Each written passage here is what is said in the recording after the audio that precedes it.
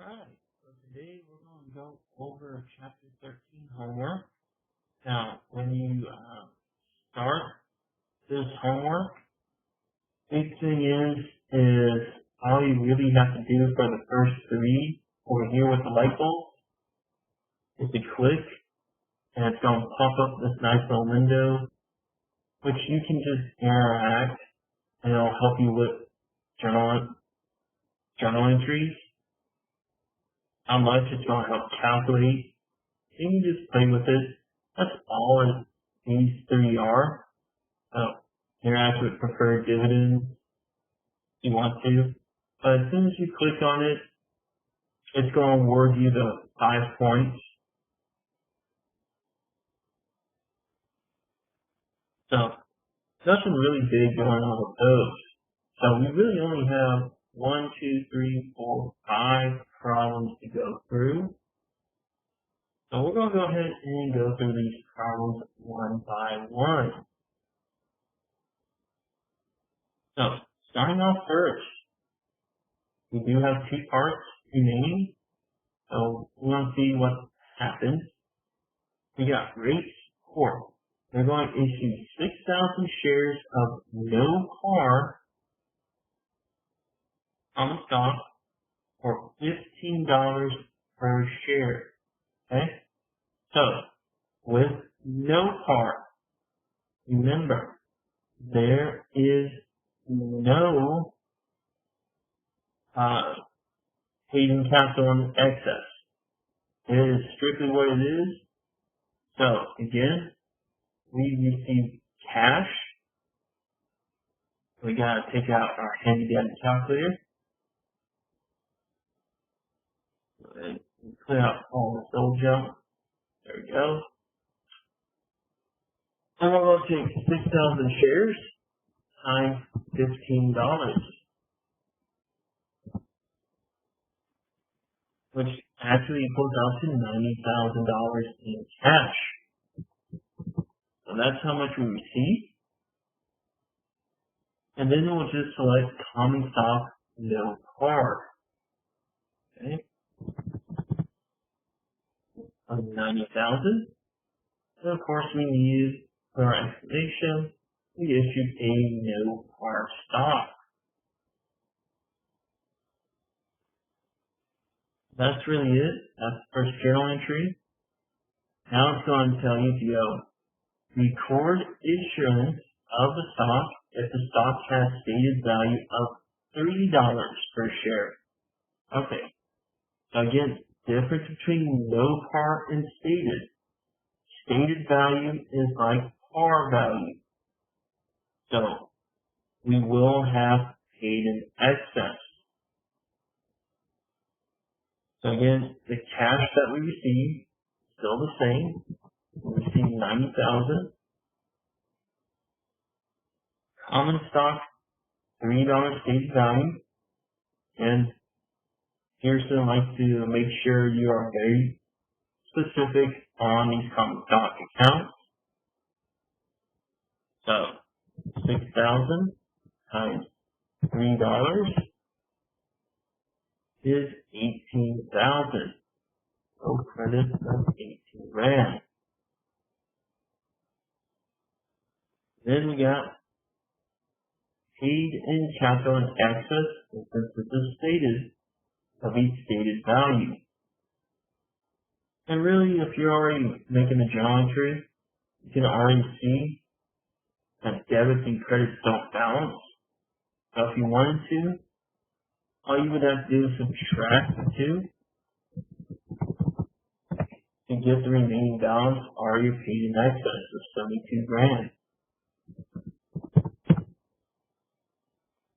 And of course, our explanation.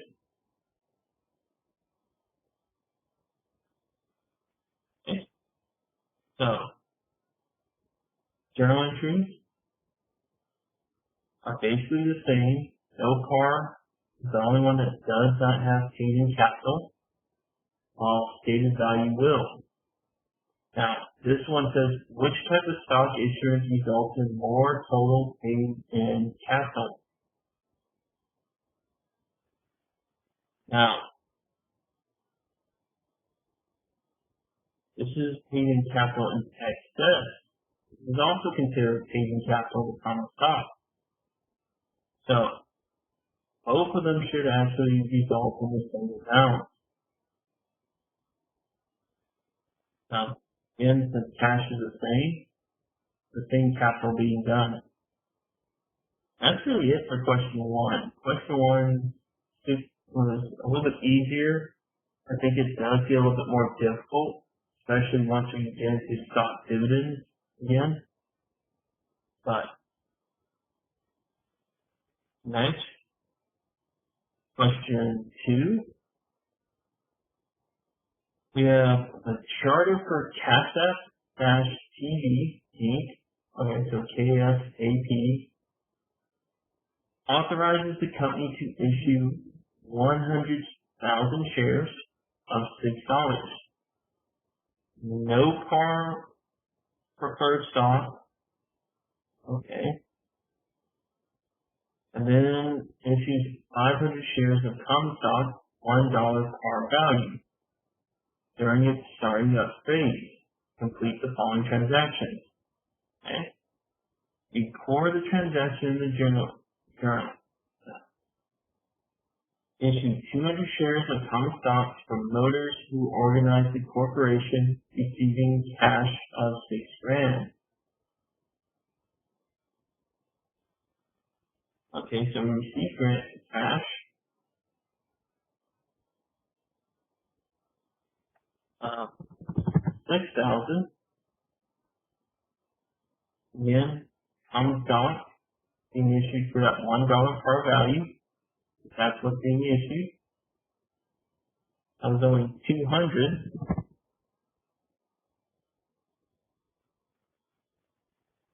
And we should have in excess of capital. Par value is different of these two, which shouldn't need a calculator for. It should be 5,800.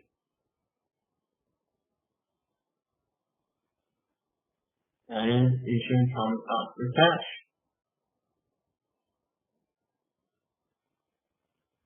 Okay. Good. So again, basic journal entry. The only difference between column 1 and column 2. Column 1 is stated value. This one's the par value. The basic one we've been going through in the notes. Next, it says issue 700 shares of preferred stock for cash of $25,000. Now, be wary of this. Even though it's saying no par up here, it is giving a value. This is a no par stated value. So it is valued $6. So, first thing we got is cash, $25,000.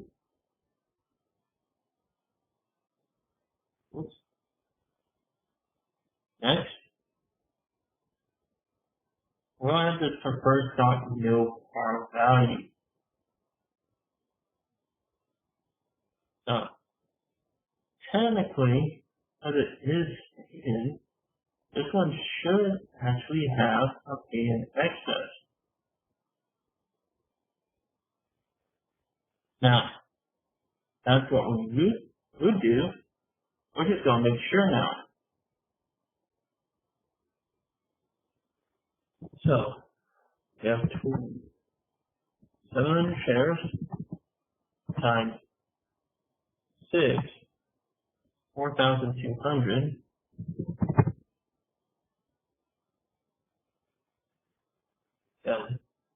This is interesting if the book does a little bit different, even though it's giving us a value. 2,800.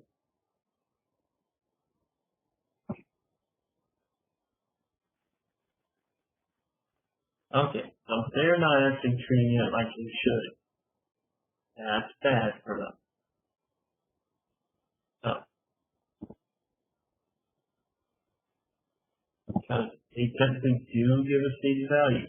That should have been what it is. but they're just going to go simple and keep it to the regular par. So watch out with that one. Just keep it as par value. Technically it should not be because they do give a value, but I'm not going to fret about it. Just remember, no par value. Both want you to keep it with the price. Alright. Next, we're going to issue 1,000 shares of common stock in exchange for land with a market value of $27,000. Okay. So we have land. We do know it is $27,000. And then we're going to issue out 1,000 shares of $1 par value. I always love it when it's $1. Because that just means it's the same amount of shares to the money you receive. Okay? Even though this is land, I'm treat it like what we've done before on assets. So, we're at changing capital in excess of par. Basically, 27,000 minus 1,000 gives us 26,000. And of course, issue common stock for land. And it's just trying to throw you in for some loops as you go. I don't agree to what they did here, but we want to keep it the way that the book wants. Technically for me, if you ever show up with a price, that's the stated value. But oh well.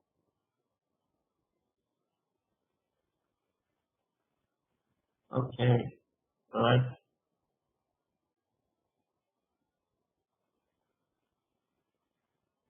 question 1, done. Question 2, you completed the journal entries. And lastly, we just have a balance sheet. Okay, so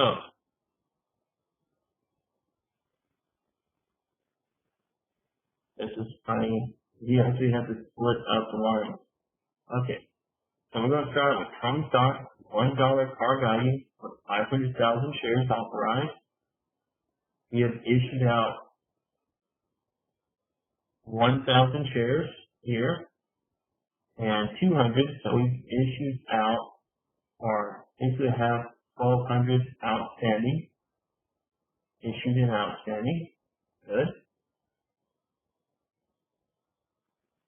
So that's 1,000 there, 200. This would be 1,200.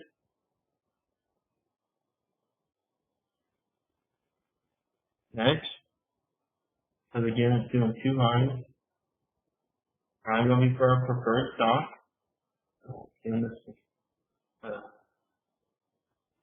And we've only issued out 700 shares. That was for 25,000. Okay. Next, we would have changing capital in excess of par common. And we had, well, actually have a pop-up calculator here, 26,000 here. And plus 5,800 from the first journal entry. So first journal entry and third journal entry will have an excess, and you will have to add those together, about 31,800. So total paid-in capital, 1,200 plus 25,000 plus 31,800. So 58,000 for me. Okay. Next part is, of course, the retained earnings. Now, since this company started, That is in September, which pretty much are gone. More on that. So we're going to assume that they had income for $39,000 for the month. Okay? Well, since they started out with nothing on retained earnings, no dividends are going out. It's just $39,000. And then we're going to calculate by adding total capital plus retained earnings. I finish out with $97,000. Ooh. They want preferred first. Okay. That's fine. We'll put preferred. It's no different.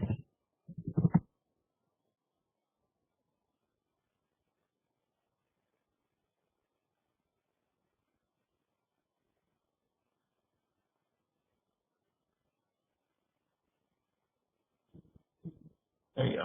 So sometimes we do switch them. And you say, no, go ahead and switch. You want to go ahead and have preferred first, or go ahead, they're preferred. We're going to make them first. Common stock, we're going to make second. Okay. And that is it for question 2. Go ahead and move on to question 3. Okay. Ooh, we already hit dividends. We're actually hitting a preference one. So, assume that preferred stock is cumulative. Okay? Compute the amount of dividends to preferred stockholders and to common stockholders for 18 and 19. If total dividends are $4,720 in 18 and $49,000 in 19. See no change in preferred in the stock. Okay. So, first off, probably need this. I don't know, for some reason I think we need this data table. Alright, so total dividends in 2018. Okay, total dividends were $4,720. And then dividends in arrears, we have 0, which we're starting out. Now, it looks like they get 4%. Okay, so we're only looking at shares outstanding. So,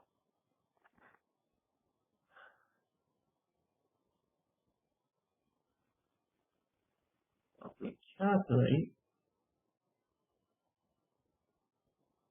21,000 times $8 par times 0.04%, it should be getting 6,720. Well, actually, I will check that.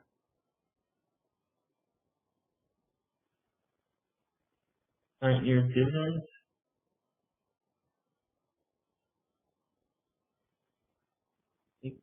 That'll be the 6,720.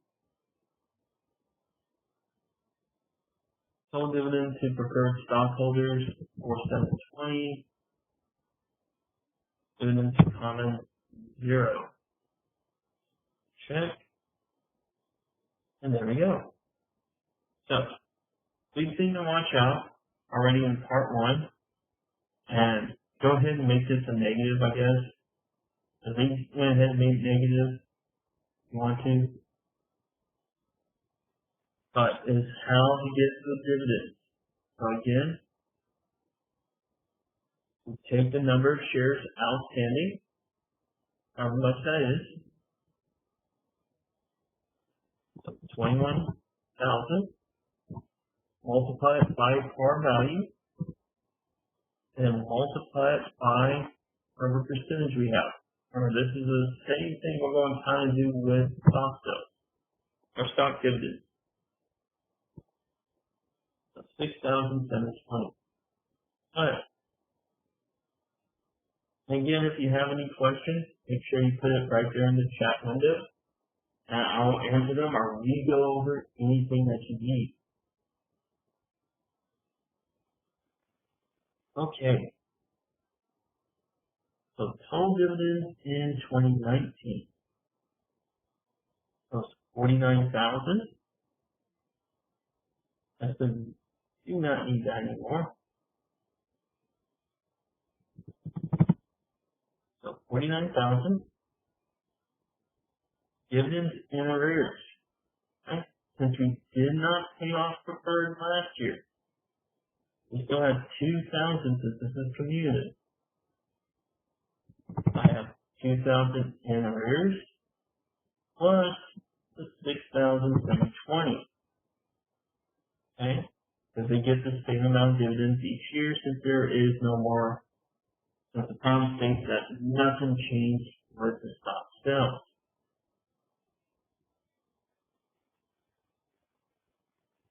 So here, we're going to go ahead and put that as a negative 8,720. I'm correct, easy, I like parentheses better. Okay. So common shareholders get the remaining amount. So 49,000 minus that good old 8,720.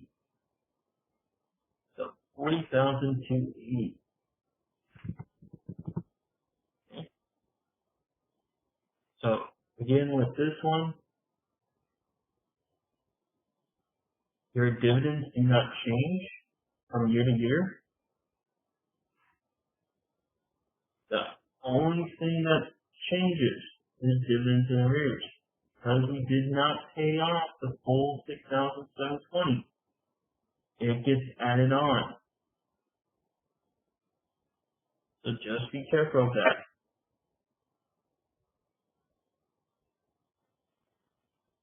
Next, it says record journal entries for 2018, assuming that Tri-State Communications declared the dividend on December 1st. The stockholders then record on the 10th. Date of record is on the 10th, and date of pay is December 20th. Okay. So first off, we're going to debit cash dividends. Again, that's what we're paying, is cash, of 4,720. This is 2018. Next, we are going to put dividends payable preferred, as preferred is the only one that's paying money. Okay. And this is estimation is to declare the cash dividend. That's really all we got there. Date of record, there's no entry. There's never an entry for date of record. Remember, that's where we go searching to see who gets dividends. So, that was the easy one. Now let's see the payment. Oh, here's our payable. Our payable will have to be debited. 4,720. Okay. So of course, the only way we pay out cash dividends is through cash. Okay. And of course, estimation, payment of cash dividends. Okay. That's it for question 3. Again, the tougher part up here is to figure out how much dividends the firm gets. Once you get that part, it just starts falling through the flow. And the journal entries are just like what we have in the notes for cash dividends.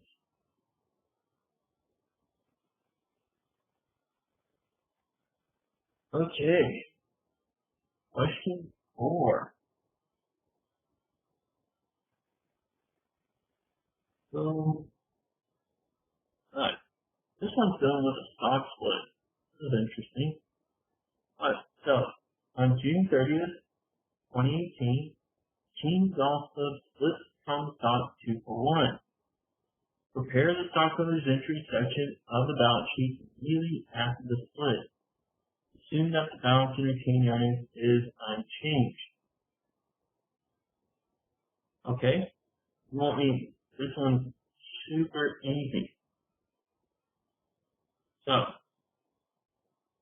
1, retained earnings is the same, 2,800. Guess what? When a stock split does not affect anything on the money wise. Everything should still be the same numbers.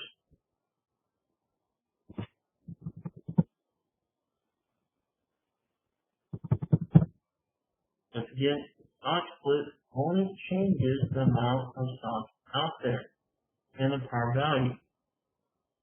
So, when this is raising capital,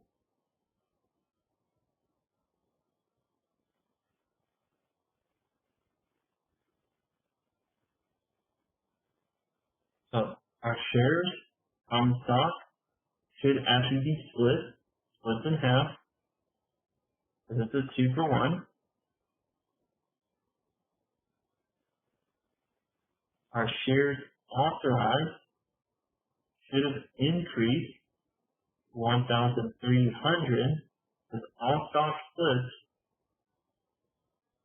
And then finally, our shares issued should also been split in 520 shares issued.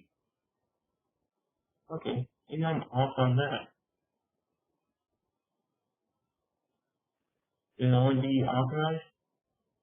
And that's a little bit funky there, but we'll go with it. So, because it did get split, but okay. So again, really with this problem, like super easy one. Again, the numbers don't change. So you plug in those, plug in your titles, and all you're doing is increasing the par value. And so you're halving this amount, and then you're doubling the shares issued. And keep shares authorized for our sake as the same. And that's it for 4. So we're just moving right along. Right? You done with the homework after this problem. Okay? So 5. 5, I believe, is going to hit you really hard with dividends. Okay? That's got 8 parts, so it's a big bad boy. Now let's go through this. Okay? All that is journal entries. That's okay. We'll go through all of them. So requirement 1, record the transactions in Starborn's journal. Okay? And select no entry if it requires no entry. If you think before. So January 16th, we're going to declare a cash dividend on the 6%, 105 are non-cumulative, so we don't have any in arrears going on. Preferred stock, 1,000 shares are outstanding. Okay. We declare a 25 cents per share dividend on the 105 shares of $10 par value common stock outstanding. Data record and payment date of the stock. First off, we know we have cash dividends. We'll have to figure out the amount later. We're going to have our dividends payable preferred and our dividends payable common. And we declared our cash dividend. So we need to find these 2. Alright, so again, calculator, we have 1,000 shares of preferred times their 105 par value, then multiply it by the 6%, that they issued a 6% cash dividend. So it's 6,300. Okay. So that's for preferred.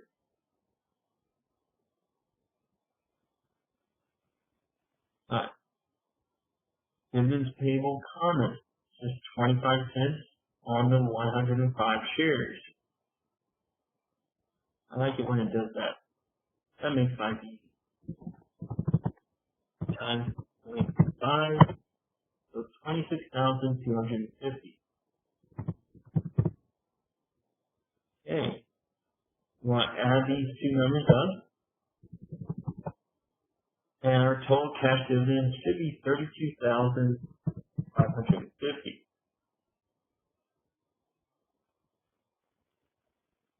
That's it. Awesome. So they didn't even do data record. We knew that answer. So we went ahead and went to, we paid the money. So since these are credits and we're paying them off, all these payables, they end up becoming debit. And then cash. So 26,250, 6,300, and cash of 32,50. Oh, always remember the explanation. I think most of the time I always forget the explanation. There we go. So basically it's just the reverse of this entry. The only difference is you drop off the dividends and you just have cash. Alright. June 10th, they split stock as a no entry. We never put an entry for a split. So don't worry about that one. Just put no entry, move on. And here comes the fun part. So we're going to declare a 30% stock dividend on common stock. The market value of the common stock was $12 per share. Now, if you remember the notes said we only use market value if it's a small stock dividend. This one happens to be above 25%, so it's a large. So large ones use basically par value. So we're going to declare 30% stock dividend. We have 105 shares. I don't see anything else going on.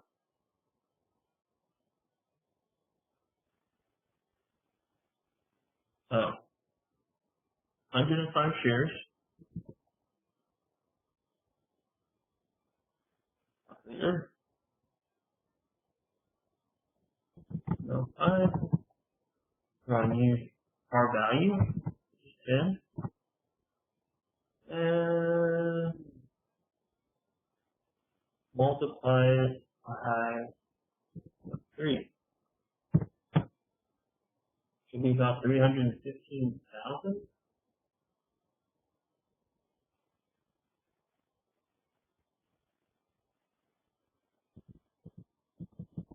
Like that's stock. Stock dividends is debit. Credit is our common stock dividend distribution.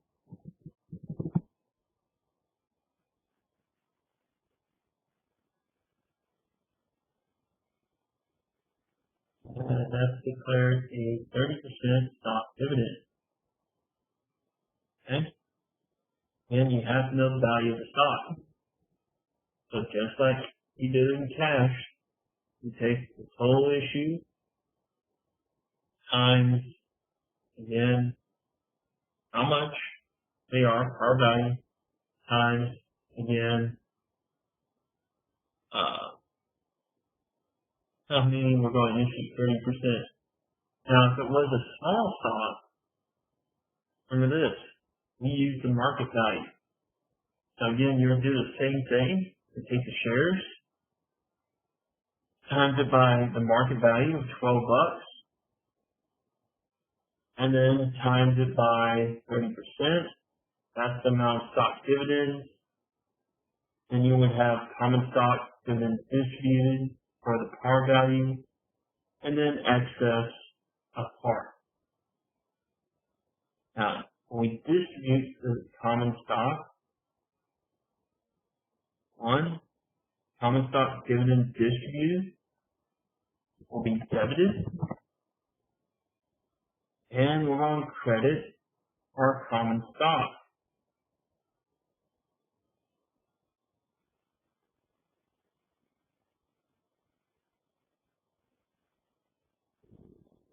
Should be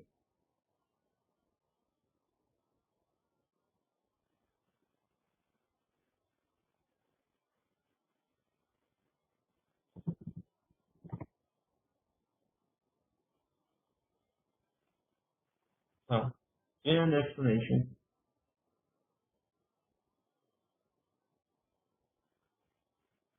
Okay. Issue.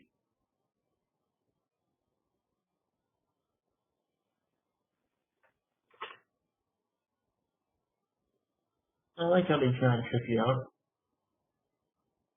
But again, it's all original. Split doesn't really matter too much. Alright. Now, that's it. There's our dividend.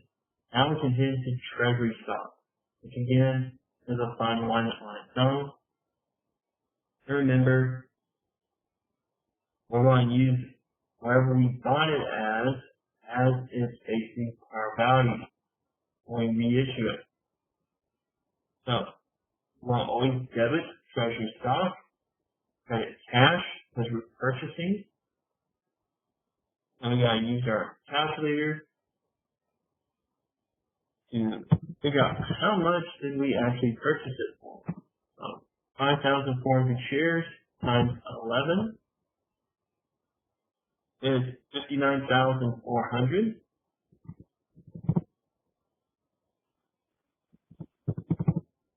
Same thing right there. And then we're going to go purchase treasury stock. That's it.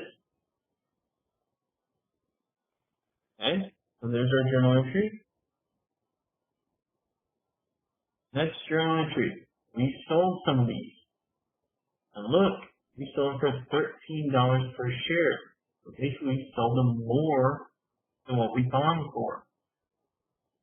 So, first thing that we do is put in our cash, our treasury stock common. Since we sold for more, we're going to find should be paid in capital from treasury stock transactions. Before I forget, I'm going to go ahead and put sold treasury stock above cost for explanation. So, how we can figure this out real quick is we sold 2,700 stock times 13. That's the total cash we've made in. Is 35,100. Treasury stock, remember, we treat it as at cost, or basically par value is there, whatever we bought it for. So that's going to be 2,700 shares times 11, 29,700, and then we find the difference. Not that. 35,100 minus 29,700. So we got an extra money of 5,400 for this stock. not too shabby. Okay. Next, we sold 1,600 shares of treasury stock for $7. Now we sold it below the $11. We lost some money. Again, we sold treasury below cost. Big issue right now, I want to see if we use up all this paid-in capital. Because if we do, then we have to retain earnings. So, how are we going to figure that out? Well, easy. So I'm going to hit that one first. It cost 11 minus 7. So we basically lost $4. $4 times 1,600 is 6,400. So yes, we used up more than what we had in paid capital. So that just helps me set up the journal entry real quick. So we will have cash. We're going to debit paid-in capital from treasury stock transaction. We're going to also debit retained earnings for the excess, because it's not going to pay through all. And finally, we're going to credit treasury stock common. So technically, I already know these two numbers from that calculation I just did. One, we only had 5,400 in paid-in capital. So, if I take 5,400, equal with still 1,000. So there's my 1,000 right there. Going to retain earnings. Cash, just 1,600 times 7, so 11,200. And then treasury stock common, again, will be our price up there, $11. So 1,600 times 11, 17,600. And that's how you compute. Again, this one's going to be the hardest, is when you sell it for a loss, because you have to pay attention to your paid-in capital for treasury. And now we finish with another partial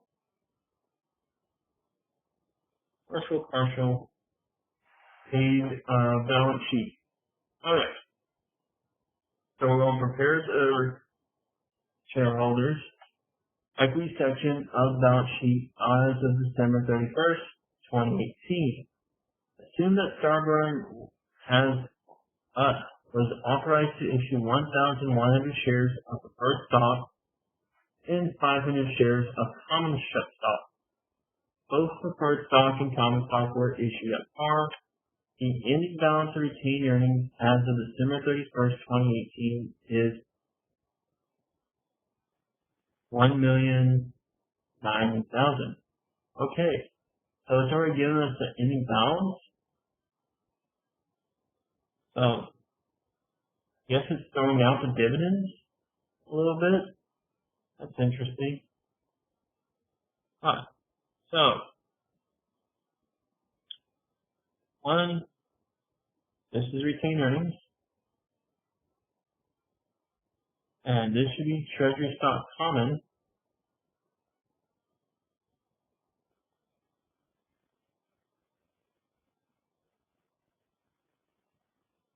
So, all these shares at cost. So, how many shares left of treasury stock we have? Well, we started out at 5,400 minus 2,700. Sold those. And sold another 1,600. So we still have 1,100.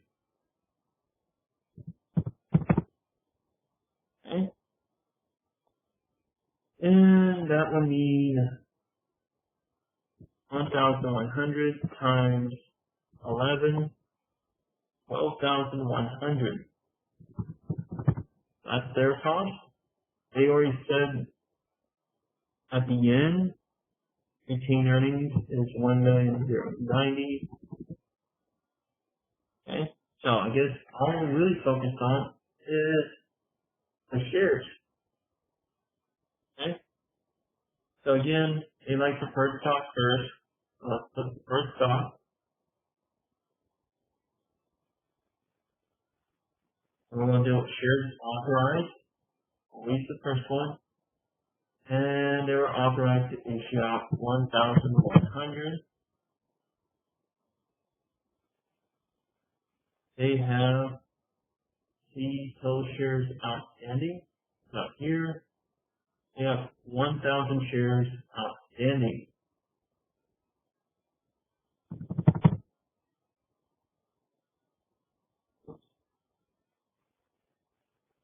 So all this means is that we take the 1,000 times by 105, our value, and the cost is 105,000.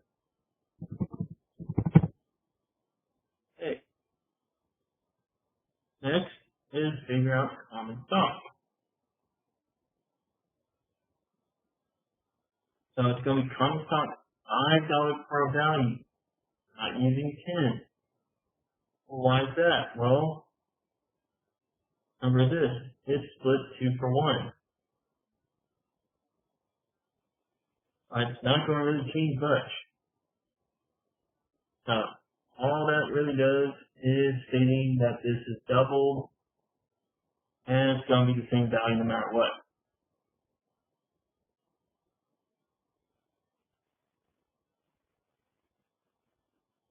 So this will be shares issued, which will be a double price. So 105, actually, not shares issued, that is authorized. I'm going ahead of myself. Shares authorized is 105 there. Yeah. Wait, authorized. Where's authorized? My friend is right here, 500 shares. All right, thank you. It's the last column I'm starting to get too tired, I guess. So 500,000 shares. Here, shares issued. Okay. Shares issued will be the double of 105,000 due to the split times 2. Just so happens preferred was 105, so I didn't have to type that in. That's 210,000 shares issued. But this is not the same as outstanding. The reason why is because we bought back 1,100 still shares outstanding. So of the outstanding are the issued, we have a few that are still in treasury stock. So I have to take that 210,000 minus 1,100. We're at 208,900. Alright. But we still go, should value by issue price. 5 times 1,050,000. Okay. And now we add. We're going to go ahead and put this, because they do want a negative number here. So I'm going to put this in parentheses. Right there. Because again, remember, treasury stock does subtract. Total paid-in capital 5 times 135. Not times. Plus, there we go, 1,155,000. Okay. Next, we're going to add retained earnings and subtract out treasury stock. So we're left with 2,232,900.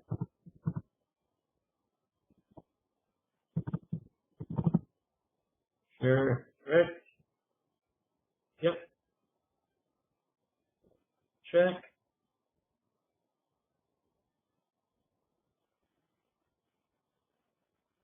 Huh.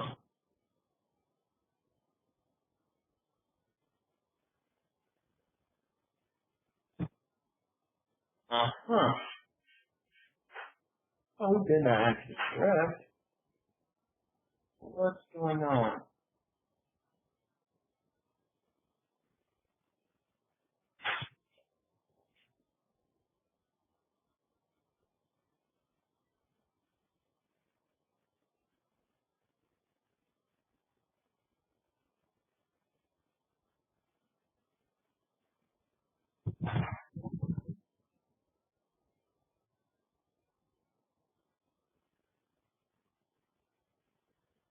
Okay. So we had a 2-for-1 split. So did I get the wrong stocks outstanding? Let's see. Oh, again. That's 105.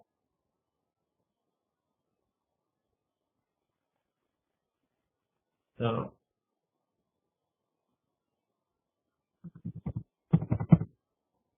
the shares issued should have been to. Oh, we issued out more stock, didn't we?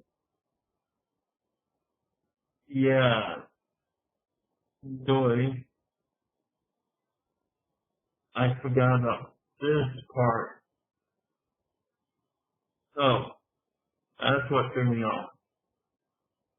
So really got 273. So with the 210,000 shares and 30% of that gets declared, add that to the 210. That's where they got 273 minus the 1,100. That's where the 271,900 comes from. But the money, the 1,365,000 is 273,000 times $5. So it's your shares issued that still comes up with this. And then of course you add and subtract. The thing that I was messing up on is that I totally blanked out and forgot about the 30% stock dividend. That is my bad. I remember the 2-for-1 split, but forgot about this one. So when you do this problem, don't forget about the split, and don't forget about how much stock you're issuing out. Then you should be fine. That was just my bad. So that's really it. That's the last question. So is there any questions over the homework?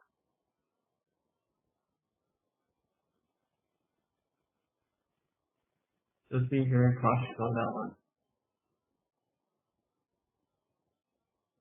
Let me give you some time. Okay.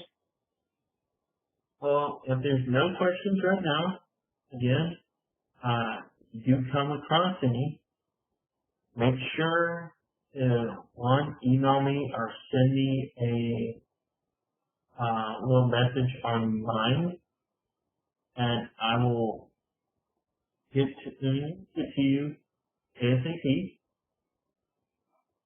Besides that, everything else is good to go. Y'all guys are good. Again, if you have any questions, just let me know. And that'll be it for today.